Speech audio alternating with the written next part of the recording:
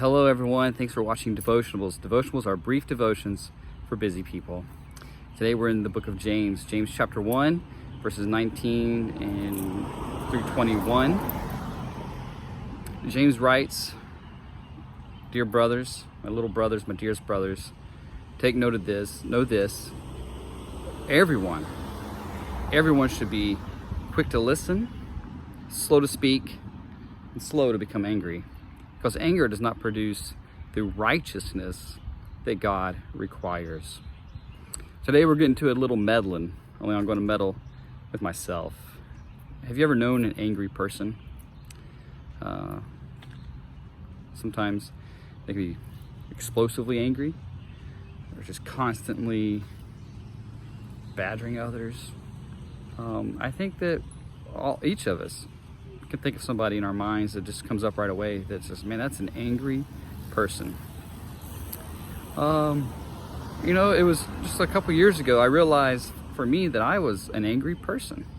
I never thought of myself as an angry person before, but I began reading a book appropriately titled A Small Book About a Big Problem. It's by a Christian counselor, Ed Welch. And after reading that book, I just realized that, wow, I am truly an angry person. I'm not explosively angry. I would say that more of it's a low-grade frustration. But frustration is really just a low-grade anger. And so how does my anger exhibit itself? And so what I've learned for me is that in my life, anger, and I got this from one of the professors at Southern Seminary, Dr. Jeremy Pierre, oftentimes for anger is something that is when a desire is being denied or a treasure is being threatened. And so I see this most frequently in my life when I think about parenting my kids.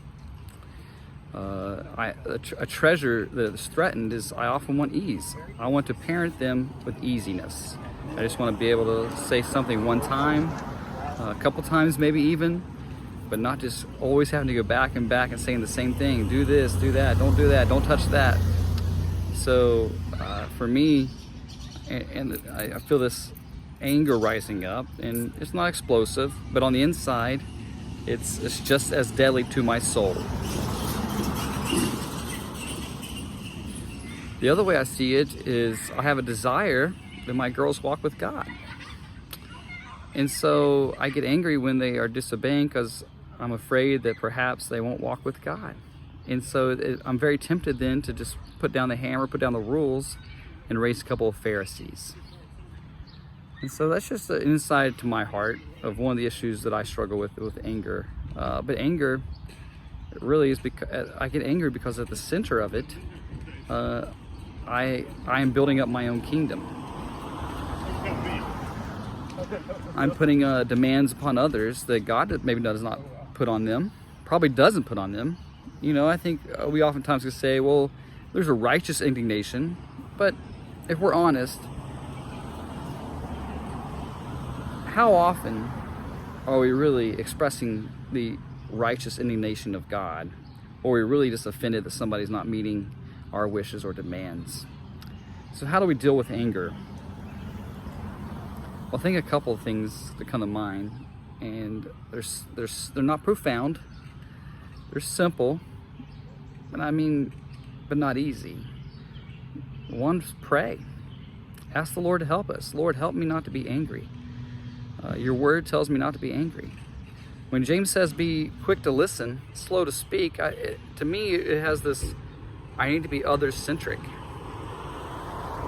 I am more easily angered when I am me-centered.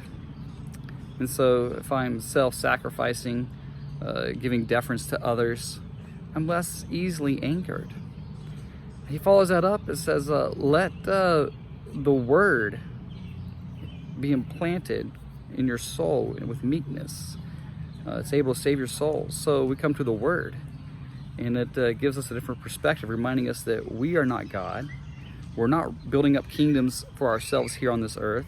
We are seeking first and foremost his kingdom.